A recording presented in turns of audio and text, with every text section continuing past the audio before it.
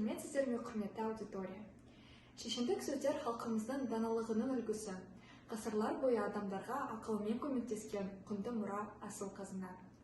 Мен бүгін сіздермен мені таңғалдырған, маған ерекше әсер қалдырған, мені ойландыртқан шешендік сөздермен бөліскім келіп тұр. Бастар алдында өзімді таныстыруды жөн көрдім. Менің атым Даяна, мен менеджмент студентімін, және де мен бүгін сіздерді бір ойға салғым келіп тұр. Мен таңдаған тақырып өмірде не маңызды. Бұл тақырыпты таңдау себебім, бұл бәрімізге де пайдалы әрі маңызды. Бұл бәрімізбен де байланысы бар тақырып. Мен бүгін адам өмірінде маңызды үш нәрсе туралы сөз қозғайтын боламын. Олар адамгершілік, достық және махаббат. Бұлардың маңыздылығын маған ұнаған шешендік сөздермен дәлелдейтін боламын. Бірінші шешендік сөз қиын мен оңай деп аталады. Тұрмыс тіршіліктің әр жайы әңгіме болған топ жиында біреу отырып, дүниеде не оңай, не қиын деген екен. Біреулер мынау оңай десе, біреулер мынау қиын деп, жұрт белгілі бір шешімге келе алмай ерілдесіп қалыпты. Сонда көп жасап, көпті көрген бір қария былай депті: «О халайық, бұл дүниеде не көп? Оңай да, қиын да көп.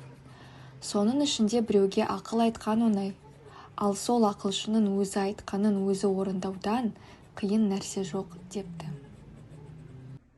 Бұл нақыл сөзде терең мағына жатыр. Небір адам жақсы, бақытты өмір сүргісі келсе, басқа адамдарға ақыл айтуды, біреуді кінәлауды, біреуді сынауды мүлдем қою керек. Керісінше, керек кезде басқа адамдарға көмектесу керек, шын ниетпен көмектесу керек. Адам өзін, сөзін, ісін дұрыс ұстап, тіке жолмен жүріп, өзіне қараған жөн. Бұл нақыл сөзді халқымыз өсиет ретінде қалдырған. Екінші шешендік сөз адамды қалай тануға болады деп аталады. Ертеде бір данышпан қария болыпты. Бір күні қартқа бір жігіт келіп, «Ақсақал, осы мен қандай жігітпін, сынаңызшы» депті. Қарт әуелі жігіттің жолдасын шақыртып алып, әртүрлі істермен сынап, ақырында жігіттің өзін шақыртады. Жігіт келген соң: «Шырағым, жаман жігіт көрінбейсің. Адамшылдығың, ақылың да мол екен» депті. «Қалайша олай дейсіз? Мені сынап та, байқап та көрген жоқсыз ғой» десе, қарт күліп: «Жігітті жолдасына қарап бағала, демей ме халық» деген екен. Осы шешендік сөздің бізге берер ойы, нағыз жақсы дос табу әр адам үшін маңызды. Егер де сіздің айналаңызда адамдар жақсы болса, демек сіз де жақсы адамсыз. Шынымен де байқайсыздар ма, адамның қоршаған ортасына қарап көп нәрсе білуге болады.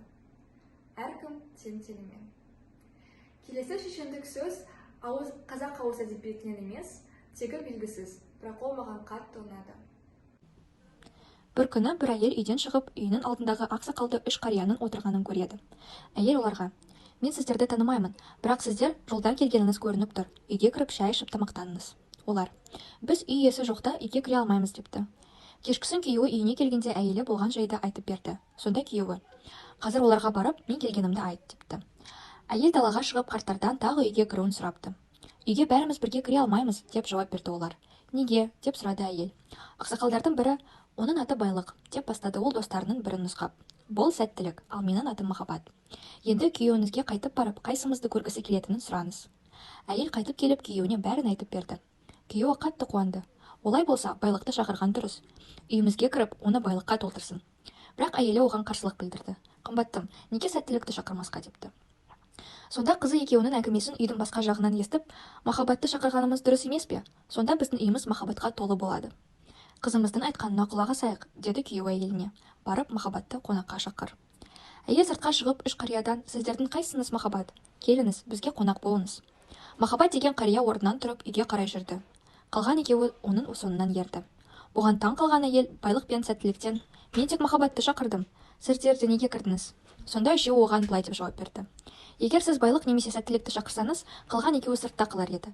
Бірақ біз Махаббат қайда жүрсе де, соңынан ереміз». Бұл нақыл сөздің мәні махаббаттың күшінде. Махаббат бар жерде бәрі де болады. Өзіне деген махаббат, отбасына деген махаббат, өміріне деген махаббат өмірді бақытты қылады. Сол үшін ол өте маңызды. Қорытындылай келе, шешімдік сөздер бізге қалған алтын мұра. Оларды түсініп, өмірде қолдансақ, олар бізге тек жақсылық әкелетіні сөзсіз. Мен шешімдік сөздерден өмірде шынымен де не маңызды екенін білдім. Достыққа, адамгершілікке және махаббатқа көп назар аударуымыз жөн. Осы слайдта пайдаланған дерек көздерді көре аласыздар. Және де назарларыңызға рахмет. Ал сіздер үшін өмірде ең маңызды нәрселер қандай?